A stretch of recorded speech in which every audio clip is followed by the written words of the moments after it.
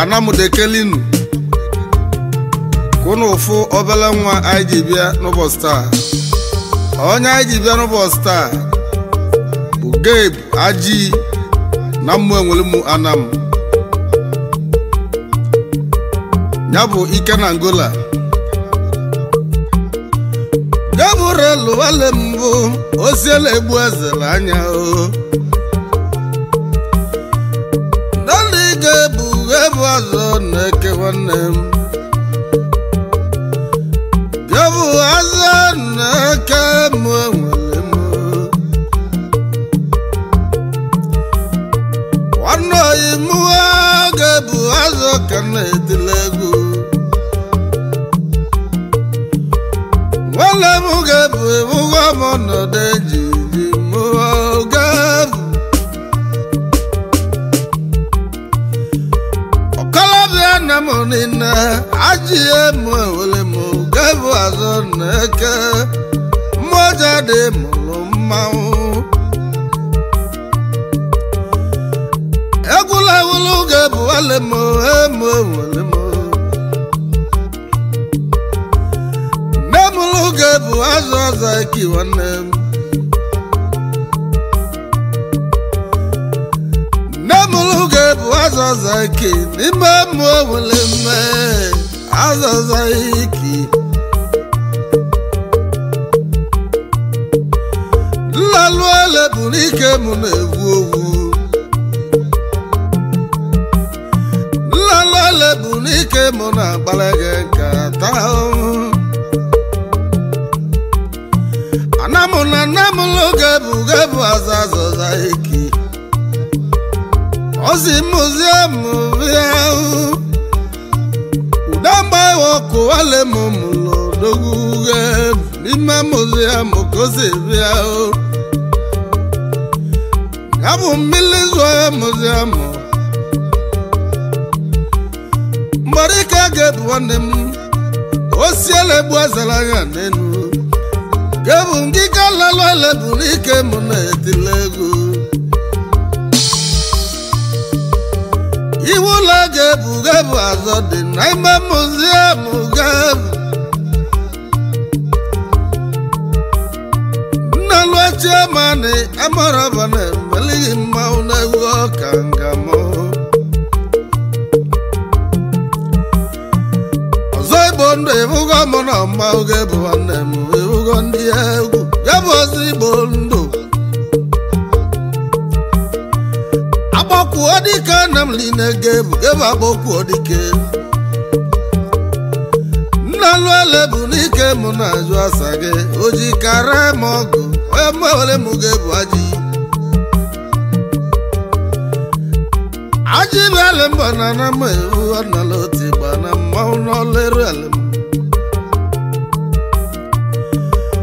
mgbadiko dịba n'ụlọ na-ewu ọnụ ya n'ụwa n'alụ na-ewu n'ụlọ ele bụ n'ike mụ na-ewu nyabụ Aji bịala mbọ na na m ka nkọla aka Gabe onye m onye mmụ enwere m nne mụlụ Gabe azọ ọzọ iki nne mụlụ Gabe azọ ọzọ iki ọmụlụ ya 1984 abala mụzi Gabe onye m bụ na Basa ka na mụ Gabe azụwa meluzi oge Gabe azụ ọzọ ike gbagotele anaghọta mụ enwere mụ o bidola wala Community Primary School niile nke dị na mụ enwere mụ ya ka Gabe onye mụ nọ edele banawa nzam besi nzam bata sababili ọbụla egwu awala St. Patrick asaba ndị ba St. Patrick nlalụ ele bụ n'ike mụ na-ewu owu mmanwụ Gabe gebu wale mugwede la wana sava wanali sowaje nande lali azona Gambia gebu batawa muwa lekala wale bulike munembele mao ibure la gebu meselevana tala tredife Kadi la Lagos kona tawalenu baby wolu gebu aba waka no na bamburu yebu mao la lwele bulike muna ulyabo gebu wanem Luzia loga gebu azomedele nabana Angola jebili gebu Gebu alemo na Angola mabachava Wale mu gebu azawa ila chuli ya gebu wanem Nyaka gebu azo bacha de Angola Gebu atuto wahu Gebu relu alemo tutu edele nenu kobi ajuzia Owaro bele koju Ndi oso chiebu Dajali gebu azazo zaiki Wedu nege bam Ndi oso chiebu mwenye Dajali gebu azazo zaiki egie Gebu wele dazia gebu Kamalo ya kamu gebu azo talento tuno Selanya ya na tarana zunya ya na Angola Nyaka gebu azo no edele Selani tutulo azo gebu Azaza ki wale moye wale mumo wale mwao Iburi na lomo tata Agabu azawa tutu jugo bao Gabu laladu la sama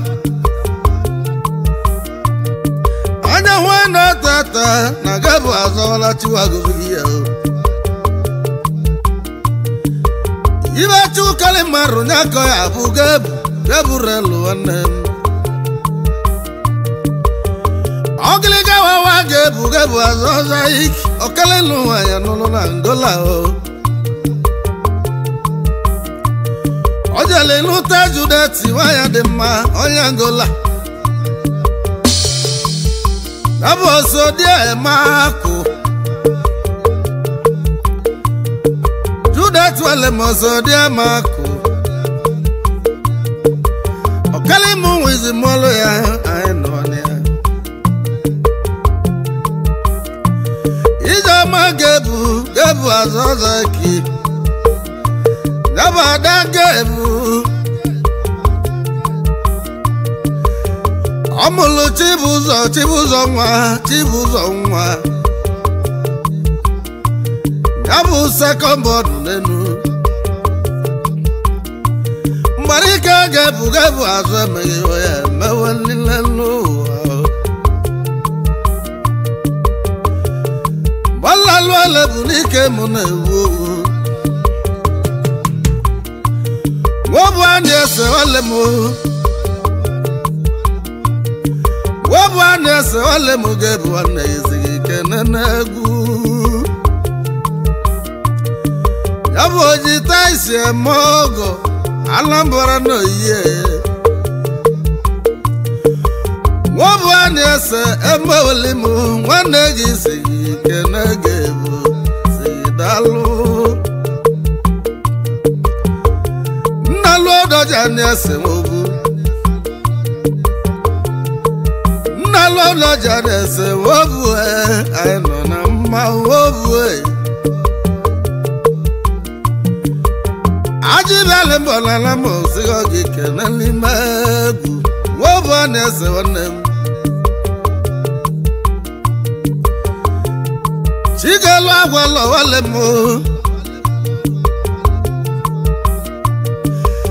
igala wala wale mu arwese waboma ananama arwese waboma na mu wale mu jigelu lalu ele bunike mu na wo ajibele mbana na mu ni ndage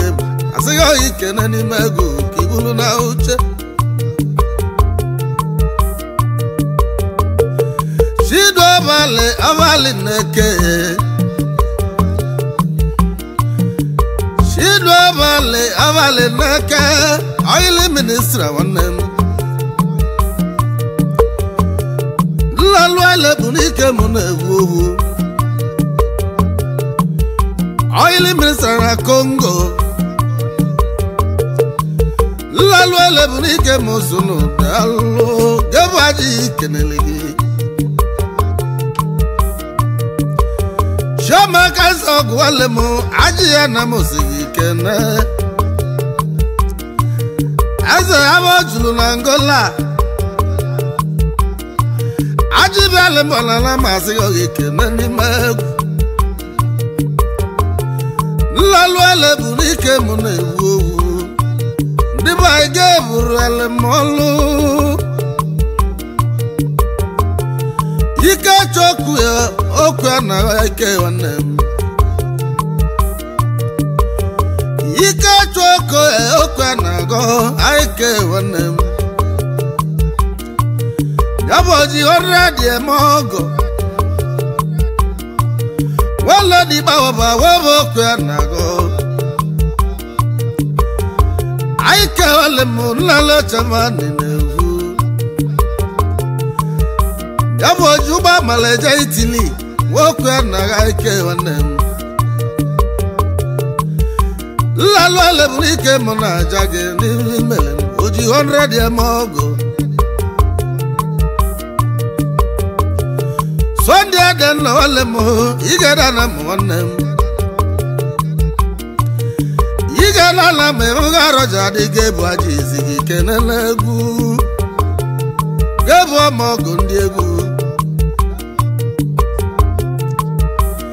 Shibotu akase uga muna maweze chile noyi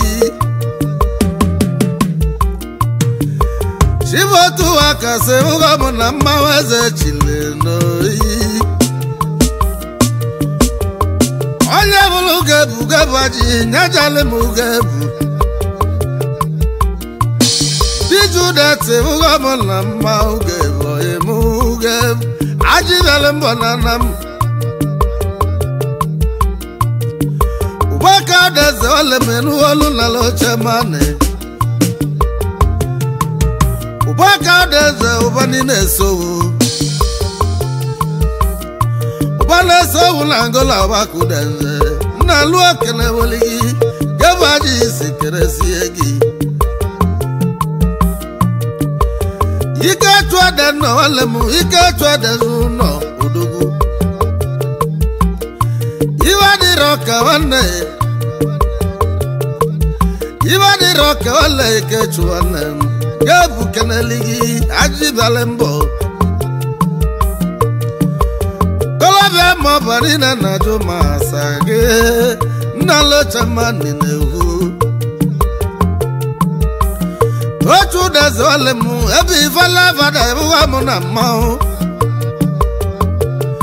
Kolabia mi vunine Nalo chamani nehu Ajibale mbo na masigo ikenezi egem Ajibale mbo Ujikare mogo kemao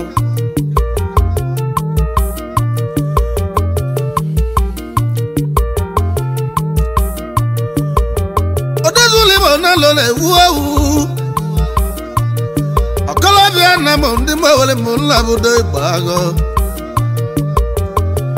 Nabudo ibanugo igwala te ugo mo no wa memme Ikana Thailand wanem Okolobia na mo labole ibago mwele me Dalu ogo Gila jira honor no Ne balindu of honor Kulu lote walati bego morava na lote bao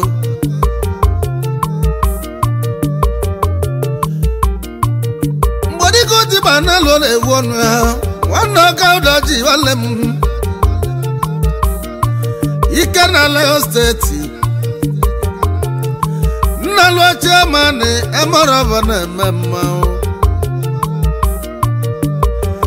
na lo le bunike musunu kenesia wala gudoji wonem mande ka fole mo na mo le mo baya wali bo ebugo mo na ma na no na ma aji bele mo keneli oji karamo go emma wala mo ge waji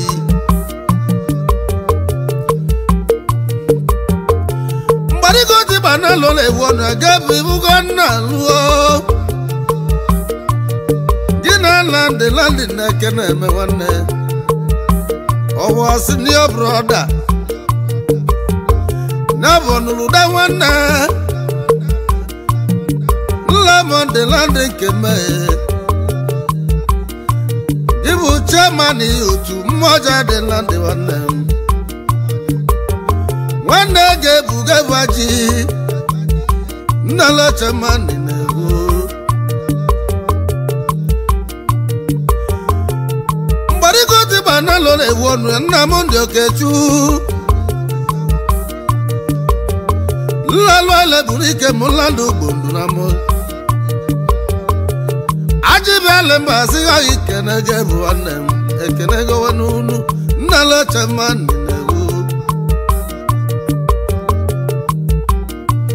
Lalo ele bunike munevu Obugadu wini emwe walimu Obugadu wini emwe walimegala isi osi Ikena ngola ebugo mona mawaji bale mbozi kene nime Aji bale mbozi kene siye Lalo ele bunike munevu Mbarika chodi azo neke Gebu wakibia Jula brana gebu ebuga mono wa meme Wana gebu azo neke Nalo keleli Muna gebu alege na dinama Eba lalo ele bunike mona Laro lali mabano Obakale alege waji Emwe ulemo Obabo lalo ele bunike mona Rama kereba mono Salama jesudo kamali emao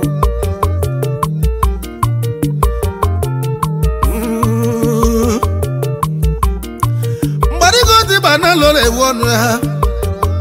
My cover the lolemo, one na lokanga na wu. Give me kaba wamba ya mwalimu. Give me kaba wamba ya mwalimu. Ajibe lembo lembo jikaramo gosigi keresie. Miro wanu agogo mwalimu. Miro wanu agogo wa sansin Samsin agogo wa yemwe ulemu Amaligo walemu mao Miro wes Daboji 50 amogon diegu Samsin miro agogo wa kulu 50,000 Wawe alindiegu Miro wes wale fida yemwe ulemu Ugon diegu Dogo go wanegi Lalo ele bunike munewu Dabulo sawalo embo wale mubezi mani nozo Dabu oda nike mwewuli Ajulumina uwa wazegwa kwa baigini anadina mma Adini wazegwa liego Oda nike na me buga mo no wa me mo ije ofata la la re ale ma jo asagile wo ofata la la ra ti da wo na lo wata wachaka emwe ulimo lalu elebunike musuno dalu aji bialembo emwe ulimo gebu aji osulu kelesia basila batu daba inanu wonumo yabore mela batu laba aji bialembo kenele lalo lebulike mune wo ikana ngola ebugo mona mao nalo chamani ne wo gabungi bazego owudila lebate ebugo mona mao na mao owudila lebate na moroba sike wanem ngina mebi amoroba na me wanne owudila lebate lalo lebulike muna ewo tuja wuna ka oslodo okolobia na mutuja wuna kodilie lalo lebulike muna ewo owu mmao oburo mo melo megu wani tuwa bia mati una mo kele megu mola mara na zaregu azo lalo bulembo ala masi ogobulo uge yejiri mogozo wonem anya buluge bugebu azazo zaiki Gabu ozibondo walemo emo walemo ajibele mbona nam gabu azo emo walemo aboko dike na Angola emo walemo dalu gabu jikara mogo emo walemo gabu aji gabu karama kanwu yaji judati achalugo wanya de moso de mako lalu elebulike muna ewo gabulote wani na luo chemani wanegi lalu elebulike moso no dalo ajibele mbona nam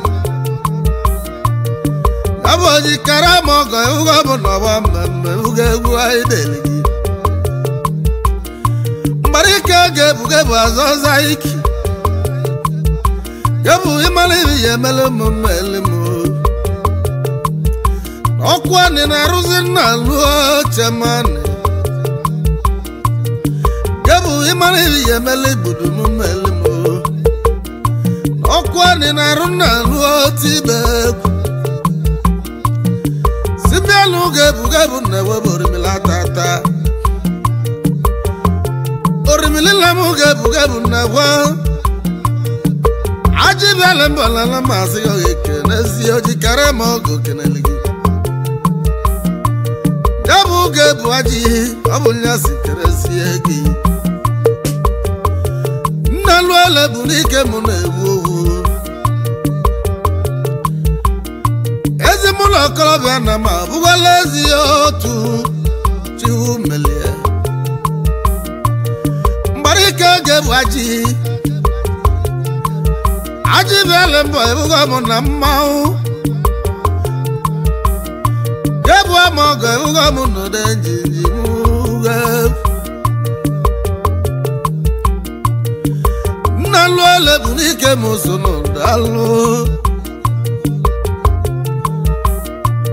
gabu ali ma jaja blora bacho kirari mede traveling Ozozio Ala mesi ogobulo umejiri mogozo Mbozi chuwa bia mati unamukelu wa kesi tinye jara gebu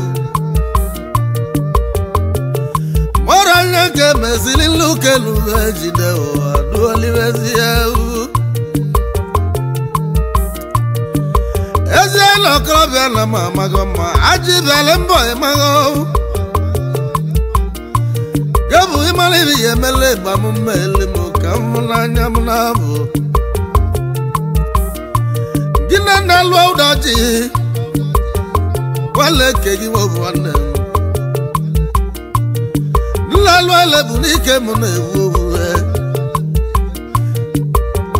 Wobu daji anyase Yabu na luau daji Ezi babi yabu na luau daji Yagu mu wobu Wobu anyase Eme wali moji taise mogu dalo Emaluna baby na woye wole go boy akam Nalwa chemane amara basunu daluni melem Oyadi gasalanga ovelu ya mudara Akanelu no ne engineer salga ovelu Salanga ovelu ya mudara yemo adi gasalanga La luele bunike mone melege mao Jika luwe nerili na chao Jika luwe nerili na chao Miwi me jika Alela izulu mao Na luwe chemane Emora bana jwa saginego Wale toju wedu ili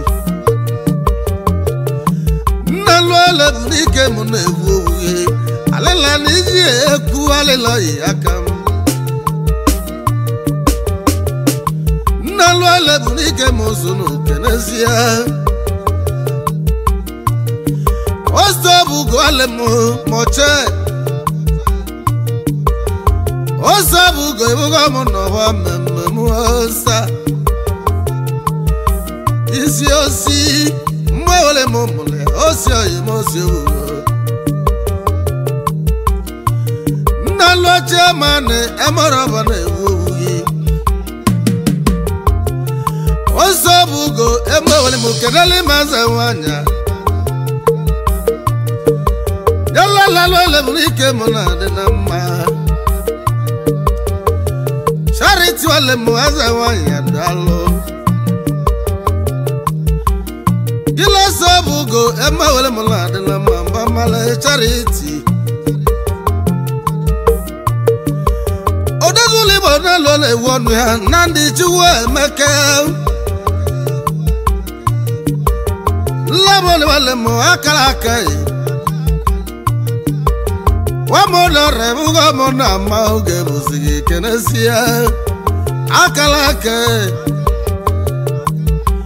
Matiri wa mona lo naluole wale mao Oyaka mu matini naluole Irugondie wanalo naluole Udazule bo ano wane mona mao nuwa ndivae Webu chami kebu wane Gabu zulu kelesiali magu Lalole bunike mune uwe Okala viena mo alewe uowo Okala viena mo novola iso kechua terala miwima Ay man aiso yemo aiso kechu aise Ajibele mbona la masigo ekene Osi mobile igwego emi wudogu Akukale ndia na mwale mo Osi mobile igwego Yabo jilie mo gole mo nyemi Amaligo wale ndia Swandele mati wale mo mudora kulono Sondele mati wale muhamudara akulu no Ajibele mbola na mazi ono kenesia Gebo ajibele mbo Gebo jikaramo go gebo imeye Gebo zibondo wale mugebu onelugo Gebo relu wale monone lugo wali Analonia Ojikaramo go ema wale mozibondo le wale mo Ozibondo le wale Ajibele mbalalam Nalwale bunike musunu kaivardigo